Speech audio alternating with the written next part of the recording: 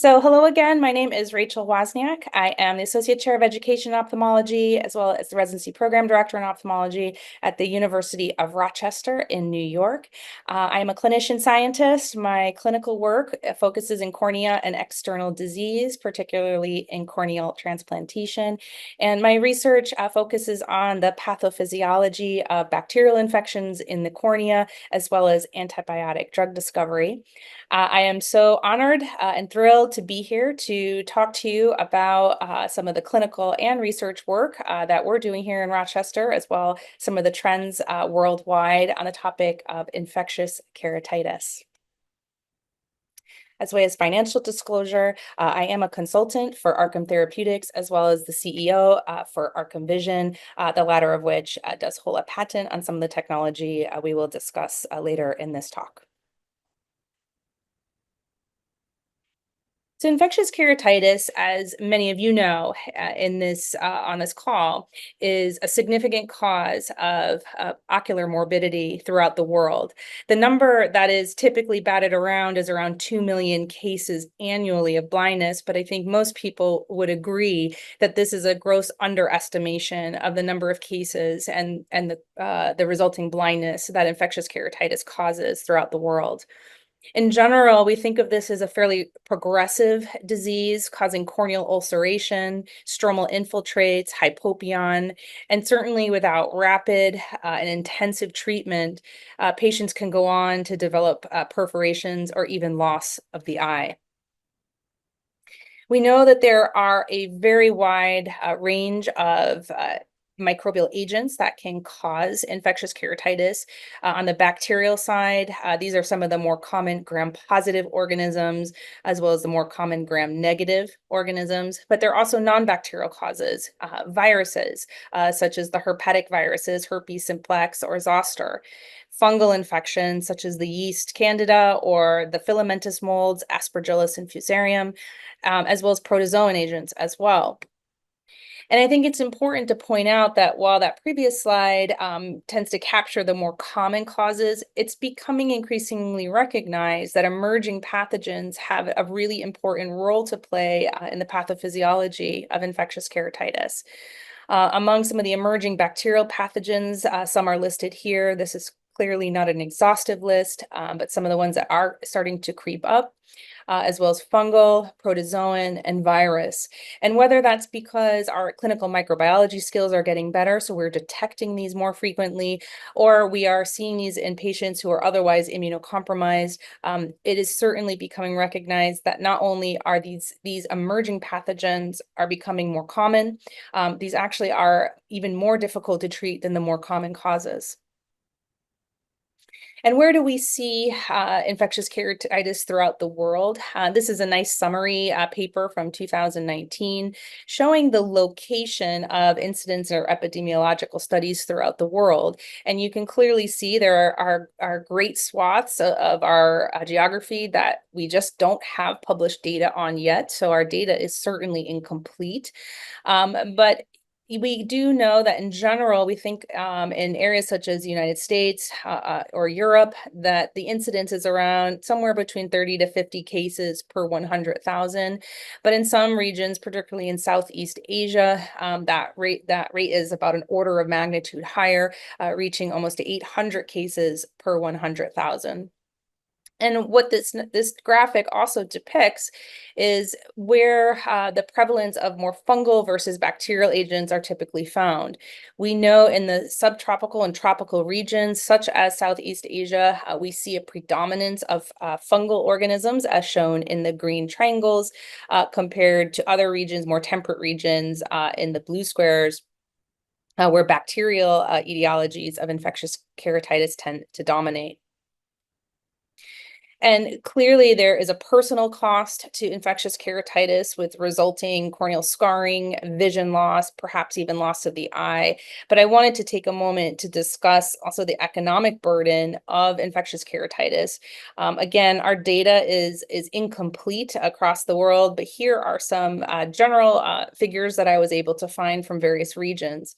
In the United States, where I am, we think there are probably about 1 million visits, healthcare visits related to infectious keratitis annually for an approximate amount of 175 million direct healthcare costs. And there have been studies to look at the cost per patient, which is hovering just under 2,000 US dollars per patient. And again, this is just the acute treatment of infectious keratitis. In Australia, some estimates have put 13.5 million Australian dollars, which is equivalent to around about 9 million US dollars annually on infectious keratitis.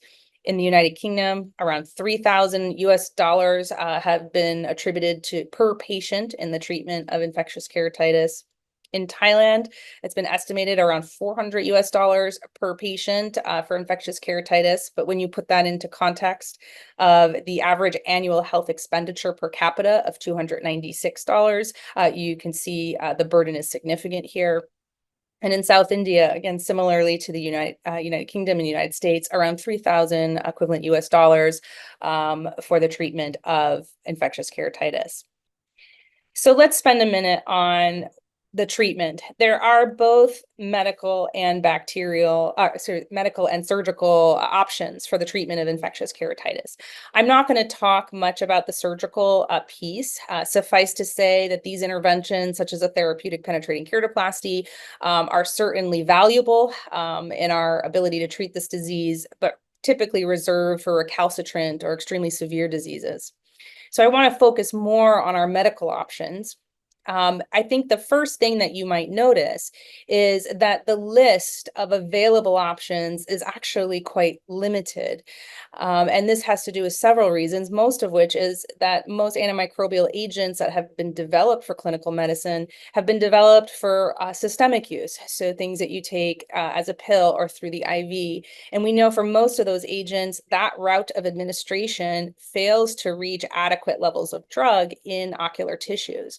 And so we are forced to really consider topical formulations for the treatment of infectious keratitis, of which those have their own challenges, which we'll discuss on the next slide. But at the current landscape is that there are really only a handful of drugs that either treat bacteria or fungus, protozoan or virus, and those I have put in italics here are those that are currently being used, but there are no commercial formulations. So these are ones that are specialty made in a compounding pharmacy. And as many of you can appreciate, once you are involving a compounding pharmacy, the access to these drugs becomes significantly more limited. So in general, we again think about what are our current limitations of what we have in our armamentarium. One, as I mentioned, is the topical formulations. The chemists and bioengineers have worked for a long time on trying to optimize ophthalmic topical formulations because the reality is the ocular surface contains both hydrophilic and hydrophobic microenvironments, making it quite challenging to get any particular drug through that ocular surface and deeper into the corneal tissue, for example. So many of the drugs listed on the slide before suffer from inadequate drug penetration into the eye. We also know that any one of those drugs on the list has a limitation on the type of microbes that it can treat. In terms of antibiotics, some are better for gram positives, some are better for gram negatives. For antifungals, some are more potent against yeast, others for molds, and the list goes on. And certainly there really is no drug out there that could adequately treat both bacteria or fungus or virus all in one fell swoop. The availability and cost, we've touched on that. Again, many of these drugs have to be made in academic medical centers or compounding pharmacies, and they're just simply not available for patients who need them. Patient compliance is a huge issue because of the lack of potency of these drugs, because they do not penetrate very deeply into the cornea. We require our patients to use these drops often around the clock, particularly in severe disease. We're asking our patients to use the drops every hour around the clock, even overnight. So you can imagine in a sleep-deprived patient who is in pain from the disease, has side effects from the drugs, including stinging or burning or or discomfort, their ability to administer those drops is far from perfect. And one more issue on compliance, which ties into the spectrum of activity. When we see our patients for the first time in the chair, we can see those telltale signs, as I mentioned, of corneal ulceration or infiltrate. But the reality is, we can't say for certain which microbe is causing that particular case of infectious keratitis. In fact, there's been studies that have shown that even the most trusted experts in cornea and external disease have trouble with accuracy when they're trying to diagnose the etiologic agent of infectious keratitis. And so, because we know how dangerous these infections are, how rapidly they can progress, as clinicians, we're forced to kind of consider not only choosing perhaps an antibiotic, but an antifungal or an antiviral agent or an antiprotozoan agent all at the same time in order to cast a wide net and adequately treat the disease. So we have patients who are using drops every hour, not just one drop, but 2, 3, 4 drops. And you can imagine the ability to do that consistently and accurately goes down with the more complex that we make their regimen. And the last point I want to make, and what we'll spend the next several slides really focusing on, is this issue of rising antimicrobial resistance. This has become a health crisis, not just in ophthalmology, but in medicine in general, and is really limiting our armamentarium and what we really have available for us to treat patients. So the reality is, and this is not a new concept, is that antibiotic resistance is probably, again, one of the largest health crises ongoing across the world today. Here are 2 studies, meta-analyses, the top panel from analysis from 2000 to 2020, the bottom a little slightly more recent. In these meta-analyses, they looked at ocular bacterial isolates, either gram-positive cocci on the top panel there or gram-negative rods on the bottom. And in this analysis, looked at sensitivity rates. And where I have circled here is the declining sensitivity rate to moxifloxacin. Moxifloxacin is one of the representative fluoroquinolone antibiotics. Fluoroquinolones perhaps are our gold standard of commercially available ophthalmic antibiotics. Moxifloxacin is the latest generation. It is the last drug to be FDA approved here in the US for the treatment of infectious keratitis. And you can see that its sensitivity is dipping now below 70%. Fortunately, at least in this study, gram-negative bacteria tend to still maintain their sensitivity to the fluoroquinolones. Ciprofloxacin, in this case, is represented in that panel. However, depending on which studies that you look at and the timing of your analysis, if you look in the bottom table, these are rates of resistance. So opposite to the top panel, these are rates of resistance of either gram-positive or gram-negative organisms to various class of antibiotics. FQ here are fluoroquinolones. Again, moxifloxacin being a representative fluoroquinolone. And what we can see here is circled in the red that upwards to 50% now of both gram-positive and gram-negative agents are now finding resistance to fluoroquinolones. And again, to reiterate, that class of drugs has been had found wild success when they came to market over 10 to 15 years ago, primarily because this class of drug has the ability to treat both gram-positive and gram-negatives. It's well tolerated by patients, and there is actually relatively good bioavailability of the drug in ocular tissues. But this class of drugs that we've relied on now so heavily really is declining in its efficacy. Here's another look at rising resistance among ocular isolates. The ARMOR study, which was a longitudinal epidemiological study here done in the US, has looked at these isolates and their antibiotic resistance over time. And in this panel here that I'm showing is representative of nearly 1,000 Staph aureus isolates, about 600 methicillin-resistant Staph aureus or MRSA isolates. We have coag-negative staph, another 600 of those, and another 600 of methicillin-resistant coag-negative staph. And you can see that if you take your garden variety Staph aureus, again, one of the most common causes of infectious keratitis, you can see that at least 20% of isolates are resistant to one class. And if you look at the multi-drug resistance or resistance to 3 or more antibacterial drug classes, about a third of those isolates have been found to be multi-drug resistant.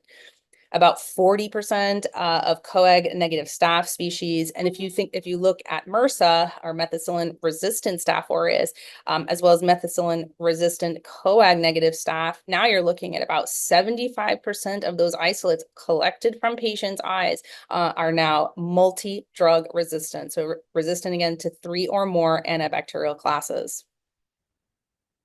Looking further at the landscape of antimicrobial resistance here and multi-drug resistance.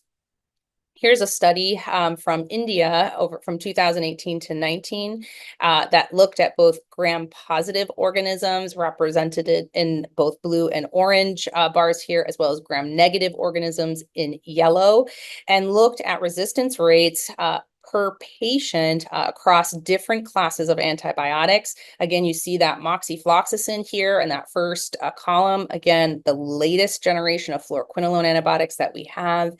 And if you just look at moxifloxacin alone, it's shocking. 82% of patients have an infection, whether it's gram-positive or gram-negative, that is resistant now to that antibiotic.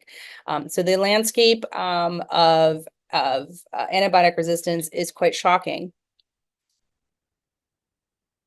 In our laboratory, in conjunction with the research group at LV Prasad in Hyderabad, India, we wanted to take a closer look at what is the antibiotic resistance profile of the most extremely resistant bacteria. These are drugs that really have failed treatment in the clinic. Patients have gone on either to lose their eye or need other surgical intervention.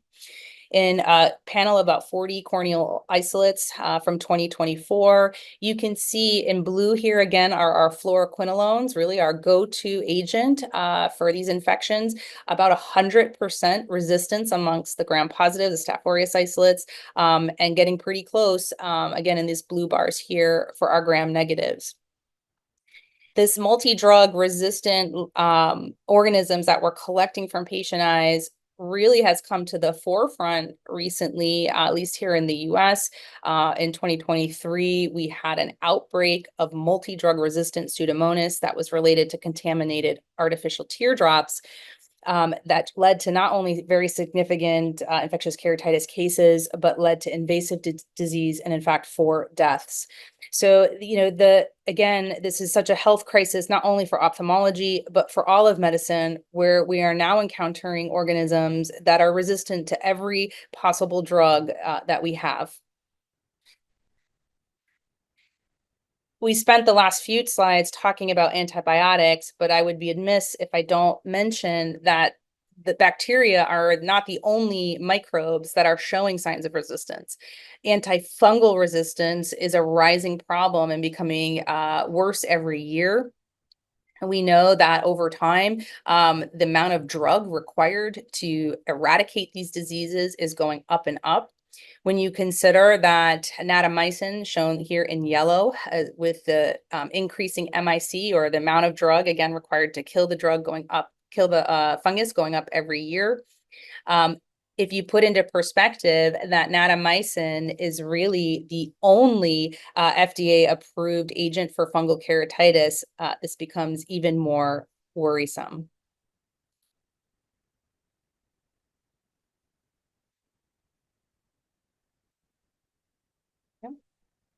So, what are the real consequences of antibiotic resistance? The reality is, when you have an infection with an organism that is drug resistant, the outcomes are worse. We know that in the cases of infectious keratitis, this comes out of a sub-analysis of the SCUT trial, the steroids and corneal ulcer trial. Patients end up with worse vision. They have more severe disease. They take longer to heal. Events such as corneal perforation or loss of the eye are much more common. So, these organisms, as they become more resistant to our drugs, our patients are truly suffering. So that will bring us to our second poll question. I'm curious, from your point of view, is rising antimicrobial resistance, has that impacted patient outcomes in your region? Either not at all, somewhat, or perhaps significantly. So clearly, this concept of antibiotic resistance has really impacted pretty much everyone here. Only very few have been fortunate enough to been able to adequately treat their patients without issues with resistance. So I think that kind of drives home how important this is to our community. So what about new drugs? I want to spend sort of the rest of the talk sharing some of the work in emerging therapeutics, because clearly we need more. And I always like to start this type of talk with a little bit of history to put into perspective what has been the timeline for new antibiotics that have come to the clinical marketplace. Really, the golden age of antibiotic discovery was in the 1940s and 50s. And you can see where these little dots are. These are classes of antibiotics that came to market during that time period. Following the 1960s, there was a bit of a lull for about 20 years. And the last new class of antibiotics, the lipopeptides, daptomycin being the representative agent in that class, came to market in the early 1980s. And since then, there have been no new classes of antibiotics that have come to the market. And this is all for all of healthcare, not just ophthalmology. And I like to mention that because it's very scary that we have gone now decades without anything new coming to the marketplace. And why is that? You know, the reality is the cost and time to bring a new compound from bench to bedside is staggering. It's estimated that about $3 billion and about 15 years is required to go through this process of drug discovery, preclinical, and clinical development. Given the cost, it's not surprising that most pharmaceutical companies have gotten out of antibiotic research and development. In the 1980s, for example, on average, about over 30 major companies were engaged in this type of work. By 2016, only 4. And at this point, because the return on investment is so poor, most antibiotic drug discovery is happening in academic medical centers and in academic laboratories, and not in pharmaceutical companies, which is clearly slowing the pace of discovery and bringing these compounds to the bedside. So as I go into these new therapeutics that we have on the horizon, our last poll question of the day is, my patients are most in need of new therapeutics to treat either bacterial keratitis, fungal keratitis, protozoan keratitis, viral keratitis, all of the above, or perhaps in your opinion, we already have adequate therapeutics. All of the above, I can appreciate that. But 25% are looking for new bacterial keratitis therapeutics, followed closely by new fungal keratitis therapeutics.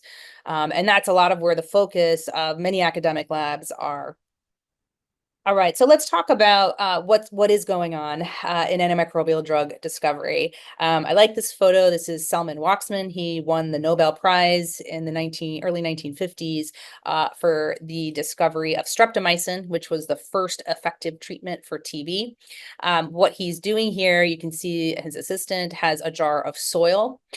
Most of the golden age of antibiotic drug discovery in the 40s and 50s was fueled by identifying new antibiotics from natural products and natural environments, for example, from the soil. And so when we think about drug discovery as a whole, again, those natural products are pretty high on the list. In fact, virtually every single antibiotic we use in medicine currently has been derived from a natural product, meaning another organism produces it, and we have learned how to harvest that and synthesize those substances. There are other approaches, though, to finding new antibiotics, because the reality is we keep looking in the soil, we keep looking in our environment, and we've found almost everything there is to find. We do have researchers who are looking in extreme environments such as deserts or deep sea vents to search out new natural products. But those environmental niches are becoming less and less available to us. And the list of natural products, new ones that are coming or being discovered, is very, very small. So the other approaches include finding perhaps a new chemical entity altogether. For example, screening small molecule compound libraries for a first in class. These are very exciting, although these molecules tend to take even more investment in terms of a development side of things to make them non-toxic and really applicable for human use. Another strategy, one that we use in our laboratory quite frequently, is repurposing compounds. Can we take existing drugs in the marketplace and make them better by either making modifications or making new combinations of these drugs? And there's new, especially in infectious keratitis, sort of non-pharmaceutical approaches using, for example, UV radiation to sterilize the ocular surface and treat disease. And I'll touch on those as well. So three big buckets that we'll talk about towards the end of this talk is what is exciting in our future, perhaps for new therapeutic agents. So one area is novel delivery mechanisms for existing agents. We'll talk a little bit about light-based therapies and as well as new applications for existing FDA-approved antibacterial agents. So delivery mechanisms really provide an avenue to better use or kind of squeeze out a little more efficacy of our current therapeutics. We had touched upon earlier the challenges of getting drugs into the ocular tissues because of both lipophilic and hydrophilic components of the ocular surface. So there's been a lot of interesting work in loading antibiotics on nanoparticles. There are many different types of nanoparticles. This has been primarily pursued with fluoroquinolones, although there has been amphotericin B as well as acyclovir-loaded particles, which allow the drug to reach higher concentration. When you can reach higher concentration in the ocular tissue, you can overcome some of the antibiotic resistance or antimicrobial resistance that's circulating. Similarly, there are a lot of groups working on drug-eluting contact lenses, where you put the lens on the eye and it allows for a sustained release of high concentration of drug. This is also particularly helpful in overcoming patient compliance issues. There's also groups working on getting the drug deeper into the cornea, for example, using a microneedle array, a small stamp of very tiny little needles that are loaded with drug that can be imprinted onto the cornea and again, deliver drug deeper into the tissue. And so all of these approaches are really exciting and again, can help overcome some of the limitations of our current therapeutics. Light-based therapies are becoming increasingly well studied, and there's a lot of excitement around there. There's two general approaches. One is using corneal cross-linking. This is a intervention that was primarily developed to treat ectatic corneal disorders such as keratoconus, but uses a combination of riboflavin and UV light to cross-link the cornea, strengthen the cornea, as well as eradicate microbes. And it has been shown that it perhaps can reduce the rate of late onset complications, faster recovery, but there are some major limitations to it, primarily the depth at which the UV light can reach and cross-link, as well as kind of limited antifungal activity. So a kind of analogous approach is called photodynamic therapy, sometimes listed as RBPDAT in the literature. This uses radiation again, something like a UV light or a green light, as well as a photosensitizer to generate reactive oxygen species that then go on to kill the microbe. And there are a number of combinations of the photosensitizer and the light listed here, but probably the most common is rose bengal, which is a ophthalmic stain, kind of notable for its kind of vibrant pink color, in combination with a green or a UV light source. And they had there on this picture on the right is a study published in 2020, showing the potential efficacy of RB-PDAT to treat recalcitrant infections. And you can see two separate patients in these columns with the corneal infections. You can see that characteristic pink stain of the rose Bengal, and then you can see the resultant just healing of those ulcers after successful treatment. So I definitely think that these approaches are going to find a place in our toolkit as we treat these patients, particularly as we're combating antibiotic resistance with our current drops. They're also now moved to, again, repurpose and new applications of existing antibacterial agents. A few of these, they're all on various stages of development. Delafloxacin is a fifth generation fluoroquinolone, has shown some promising in vitro activity. Taurolidine, which is a disinfectant, has shown some efficacy in animal models. There's a lot of interest in antimicrobial peptides or AMPs, such as thymosin or niacin, again, more in vitro development stage. Cifoderacol is a systemic antibiotic that has now been shown to have some efficacy, particularly against multidrug-resistant Pseudomonas in a rabbit model of keratitis. And some of the work that I do in the lab and here in Rochester, we have been working on a novel combination of antibiotics, polymyxin B trimethoprim plus rifampin, which has shown some exciting preclinical data, both in vivo, in vitro. So I'm just going to spend a couple times kind of drilling in on what that kind of development looks like and how we have arrived at this combination for further clinical development. We know, again, that to take a new chemical entity from bench to bedside has enormous cost, enormous time and energy in addition to dollars. So by taking a repurposed or taking existing FDA approved drugs, we already have really nice existing safety and efficacy data of these components alone. What we do in the lab is take the entire library of FDA approved compounds and we make combinations with existing drugs to find emerging combinations that have even improved activity over either one of the components by themselves.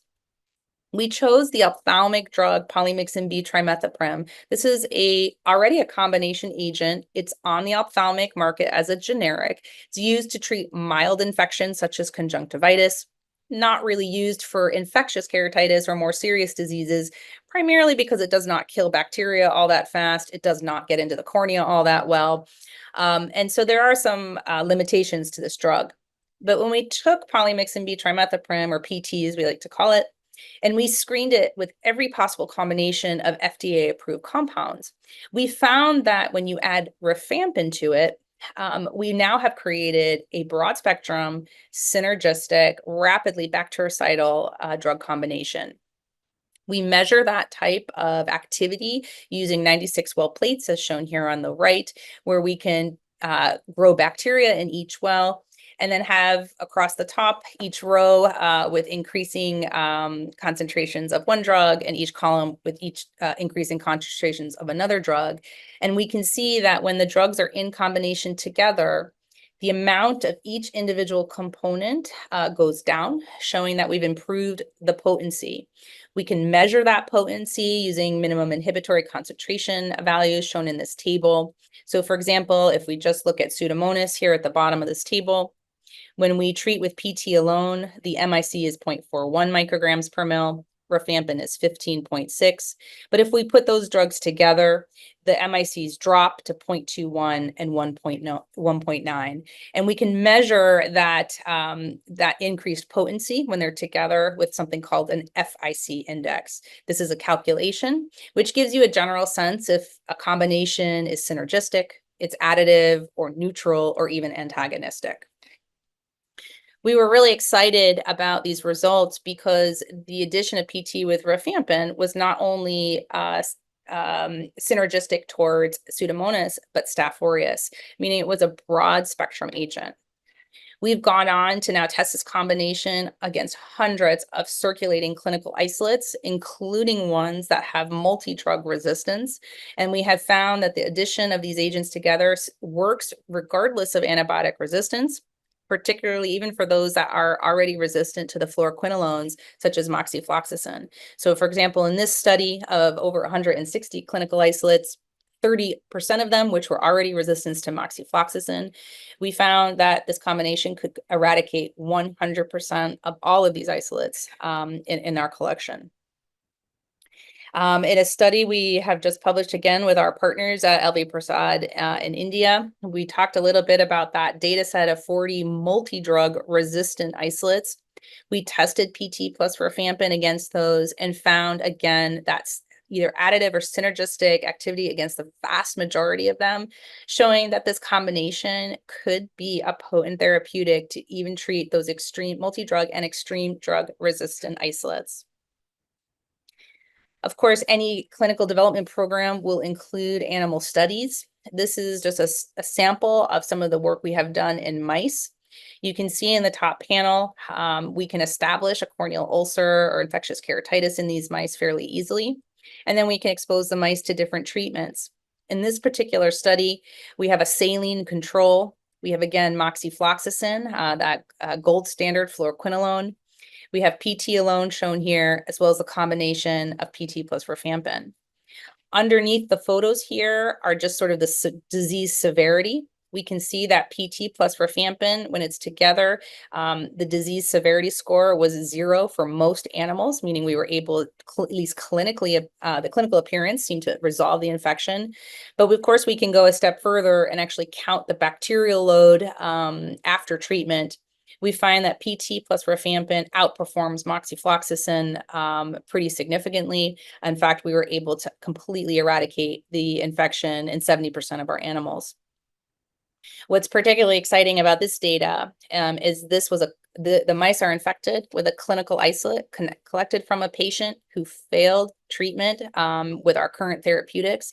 And so we've shown now this combination could potentially overcome those isolates that our patients are really suffering from and for which we have no treatment.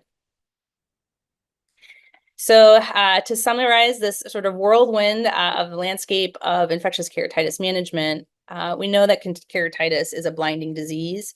There are diverse etiologies, many different microbes, many of which are emerging that are new to us as we take care of our patients.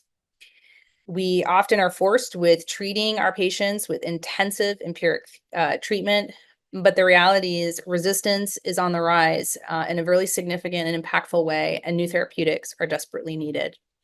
So it's really exciting to know that our academic laboratories across the world are engaged in this type of work, even though the pharmaceutical industry has somewhat abandoned this type of R&D. And we know that there are new exciting things on the horizon, from new delivery mechanisms, new drug combinations, light-based therapies, and even new chemical entities coming down the pipeline. So with that, I just wanted to acknowledge sources of funding for my laboratory, including the NIH, as well as Research to Prevent Blindness. And I encourage everyone to feel free to reach out. I know we'll have some time for Q&A now, but I have my email address up here for those who want to continue the conversation. And for those of you unfamiliar with upstate New York, here's just an overview of our city, Rochester, our undergraduate campus on the lower left, and our medical center on the lower right of the photo. So thank you very much for your attention. So one attendee asks, what treatment should we choose in the case of fungal keratitis and no available antifungal drops? Can you use diluted betadine solution? That's a great question. So betadine is interesting.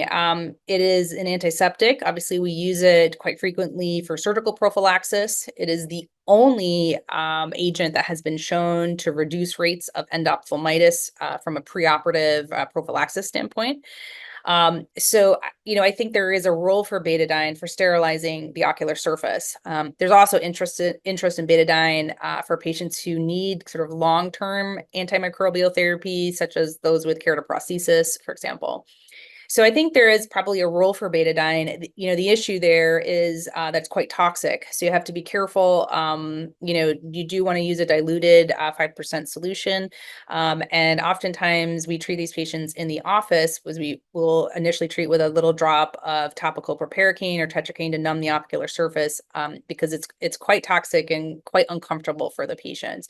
But there can be a role for antiseptics that, and I know there's a lot of interest in that. So that's a great question. Another question is, how long do we wait before switching treatment for infectious keratitis? You know, when do you consider an infection resistant? Also a terrific question. You know, it's a little bit case by case, you know, depending on what the patient looks like. But if I don't see at least some improvement in the patient's comfort level within the first 24 to 48 hours, I start thinking about broadening my therapy. It may be that our clinical microbiology results are nonspecific or unrevealing. So it may be that we're missing coverage for maybe an antifungal or another, you know, a virus while we have bacteria. So I tend to kind of broaden. Or I will switch from sort of commercial available drugs such as fluoroquinolones to something more potent like our fortifieds from our compounding pharmacy. But I don't wait too long, usually between 24 and 48 hours. I have a question about, do I have any experience with debridement on drug-resistant cases in terms of outcome? You know, I do not. I think debridement certainly has a role in viral keratitis. We know, for example, dendritic keratitis, that can be a viable option to actually scrape the ulcer, and we think that kind of debulks the amount of virus on the ocular surface. For bacterial and fungal, I don't know that that approach works as well, partly because of how deep some of those infections can go. And you could potentially even run the risk of perforation depending on how much you scrape. We also depend a little bit on the reepithelialization of the cornea in order to dampen sort of the immune response, improve patients' comfort, and to promote healing. So if you're debriding, you may be prolonging that. So just a word of caution there. I have a question on what type of fortified antibiotics that I use. So in our institution, our typical strategy is vancomycin and tobramycin combination. Vancomycin, again, will cover your gram-positive, including MRSA, and we use a formulation of 25 mg per ml. And for the tobramycin, it's usually 14 mg per ml concentration of that. And we find that that combination yeah, it works well. And a follow-on is, do we ever consider subconjunctival antibiotics? I'm not opposed to that. There's not a lot of good evidence to suggest that that works any better than topical. But I think when we get into the realm of these recalcitrant infections, doing subconjunctival injections as well as intrastromal injections, there have been case series out there to show that that can be an effective strategy. So I keep that in the toolbox, usually to be used after conventional approaches do not work. Another question is, in the management of infectious keratitis, particularly with the rise of antibiotic-resistant pathogens, how does the incorporation of adjunctive therapies such as topical anti-inflammatory agents or novel antimicrobial peptides influence the clinical outcomes compared to traditional monotherapy with broad-spectrum antibiotics? And what are the potential risks and benefits of these emerging treatments in terms of efficacy and safety? This is a great question. And the truth is we don't know. Because these are emerging therapies, many of them have not been tested in humans yet. We have not had the head-to-head trials of these emerging therapeutics with standard options. You know, those studies, I can speak particularly with our combination of PT-RIF. That's certainly the route we are trying to pursue in, you know, moving into human studies to evaluate the efficacy of these compared to our standard treatments. But I do think we are in a situation, a sort of critical situation where we have patients coming to see us who have already tried all of the available therapeutics, right? Particularly in academic medical centers where I am, we're a quaternary referral center. In fact, I would say most of my patients have come to see me because they have gone to their local ophthalmologist or optometrist. They've prescribed a fluoroquinolone. They've prescribed what's commercially available, and it just simply hasn't worked. So I do think we are at a stage where there's no question we need to be evaluating new therapeutics in clinical trials and bringing new things to market so that our clinicians and our patients have more options. But you're absolutely right. You know, the next steps is really to look at efficacy and safety and head-to-head randomized controlled trials, and I hope we will see more of that, you know, in the coming years. I have a question about how common is infectious keratitis due to contaminated artificial tears for the treatment of dry eyes, and what precautions should patients take? Great question. You know, I think, you know, 5 years ago, we would have said this is exceedingly rare and not to worry about it. But this outbreak in 2023 was really scary. You know, it was traced back to some contamination issues on the production side. And the issue, where at least we saw it in the United States, was with a lot of the generic formulations of artificial tears, many of which that patients were purchasing on the internet. And, you know, I think in that sense, what we've done here is to counsel patients to be thoughtful about sort of the brand and where they're purchasing their drugs. I discourage buying drugs online because there's just a level of uncertainty about what you might be receiving. You know, the preservative-free formulations are a bit more risky because they don't have preservatives in there, so they are at higher risk of becoming contamination. But I've been really excited to see some of the new bottles that have come out with filters in the tips to prevent, you know, to kind of filter, sterilize the drops as they come out. And I counsel patients, you know, if your eye drop bottle falls on the floor, if it touches, you know, really any surface, to wipe it off with an alcohol wipe, or consider using a new bottle. Because I think the risk is really real, and when it does happen, can have really significant consequences.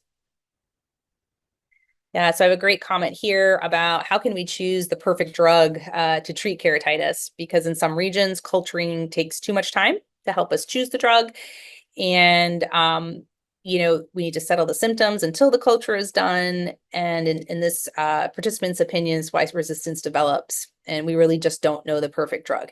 You are 100% correct. I think that is one of the major challenges in infectious keratitis.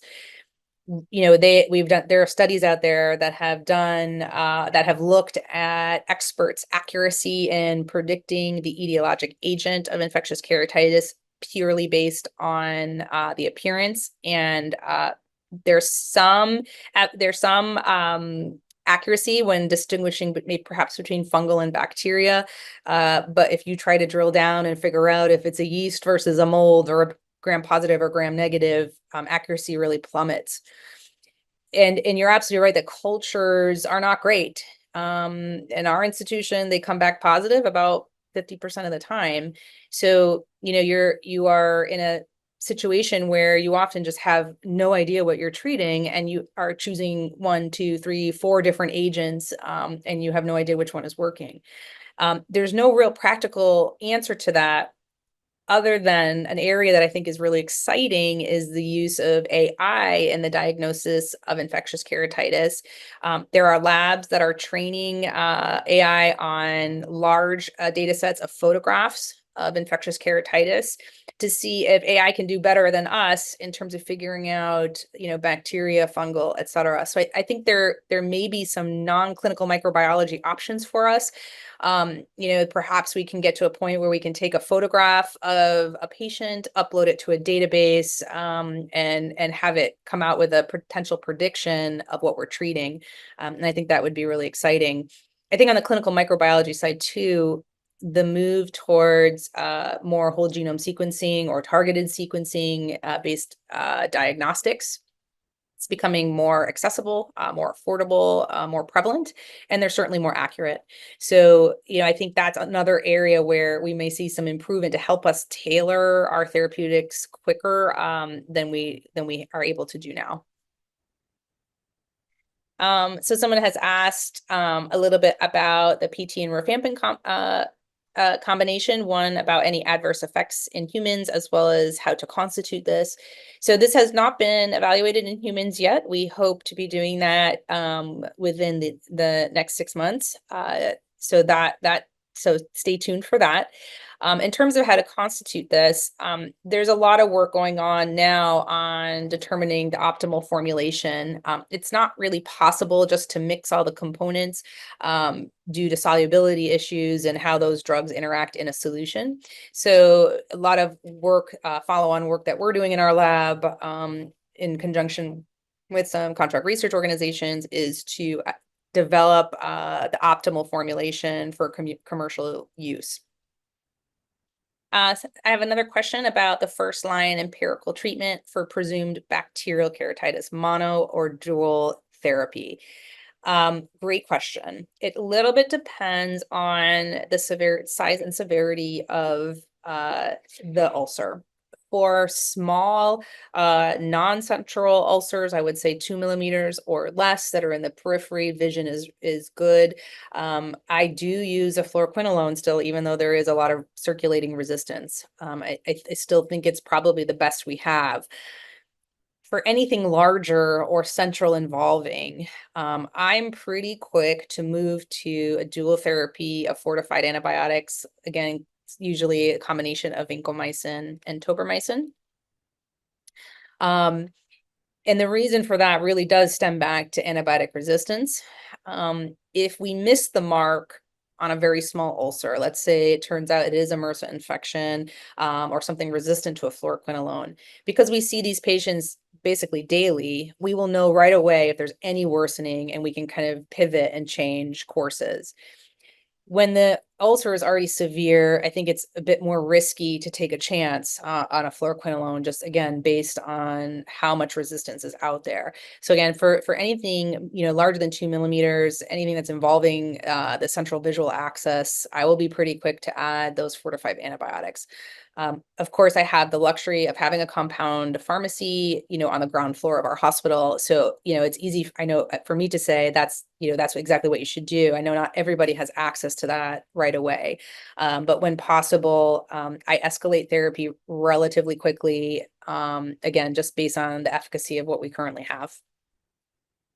There's a great question here too about the use of steroids in treatment of microbial keratitis. It's a hot topic still. I think it's one that's debated in the cornea community. Obviously, the SCUT trials, the steroids in corneal ulcer trials, were designed to test that.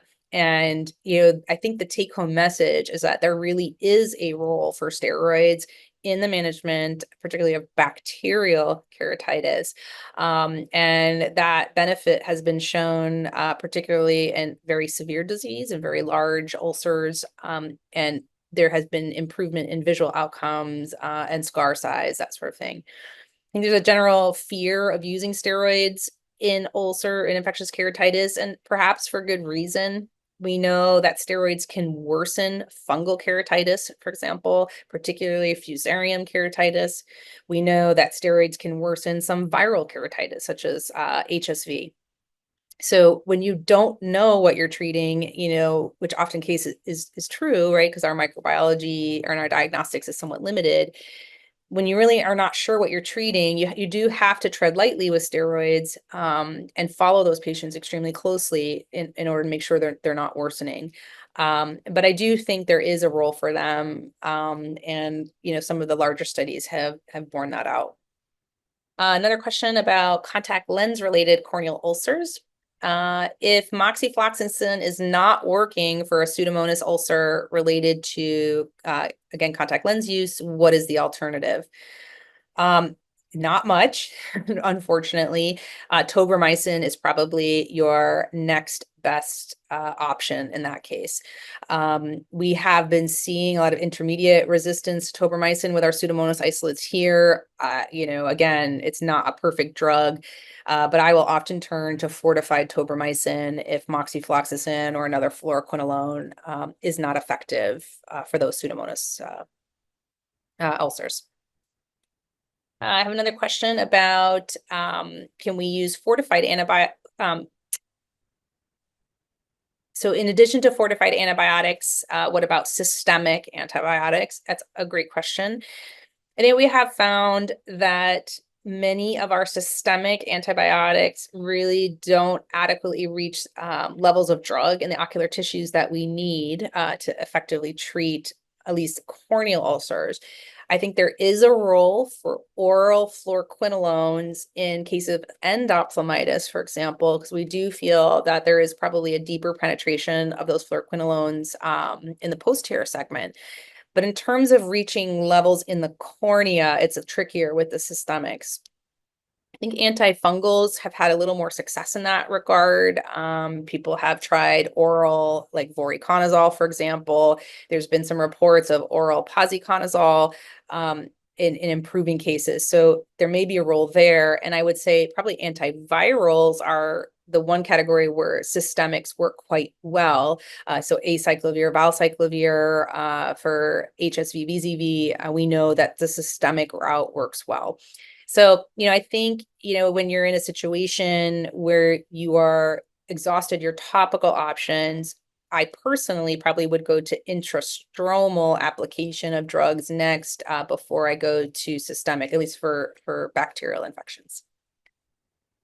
A question about biopsy and how to do that. I think, again, I like this question. We didn't really talk about why our clinical microbiology results often are not positive, but I think part of it is the challenge of getting enough of a sample to send to the clinical microbiologist to be able to adequately culture it. And so, I think simply just, touching the cornea is probably not enough. You're not going to get enough material to culture organisms in the lab. And so there is a technique around scraping on the cornea to, again, to get enough material. And when you really are have no results, you're really not sure what to do, your infection is really not getting better, I do think there is a role for biopsy, in which case you can actually remove an actual piece of the cornea to send not only for microbiology, but perhaps even to your pathologist for further diagnosis. So, it tends to be a stepwise approach, but at least I teach our residents here, when you're trying to culture the cornea, it's really not enough to just swab the conjunctiva or just lightly touch it. You really do have to be thoughtful. You want to be careful and not obviously cause a perforation or further damage to the cornea. But there is a little bit more of a vigorous technique to gather enough material on your swab, on your spatula, and so that the microbiologists have enough material to grow. I definitely have seen a number of questions on the chat here around intrastromal. So it sounds like that's a topic of interest. I have done intrastromal both with antibiotics, various ones. I have tried fluoroquinolones, vancomycin. I have done intrastromal antifungals as well, primarily with voriconazole. I will say in my own personal clinic, the results are variable, and I think that is probably borne out in the literature as well. I think the main advantage of intrastromal is that you're delivering the drug deeper into the corneal tissue, which again, it kind of overcomes some of the limitations of some of our topical formulations, so they just don't penetrate further. How the drug diffuses once it's in the stroma, I don't know. That's really well known. And the sort of safety around that is also not as well studied. It seems to be a reasonable approach. Again, I think the results are variable. I think it's a very reasonable approach to have in your toolkit when you have recalcitrant disease, when your topical therapy is not working, when you're trying to avoid a corneal transplant, if at all possible. I think in those scenarios, the risk-benefit ratio is in favor of trying it. I just think that we don't have enough of an understanding of perhaps the proper technique or dosing or concentration to have consistent results. But there's certainly studies out there that have shown the utility of that in treating infectious keratitis. If you're not sure about the causative organism, is it rational to use an antibiotic and an antifungal together? And I think that is certainly rational.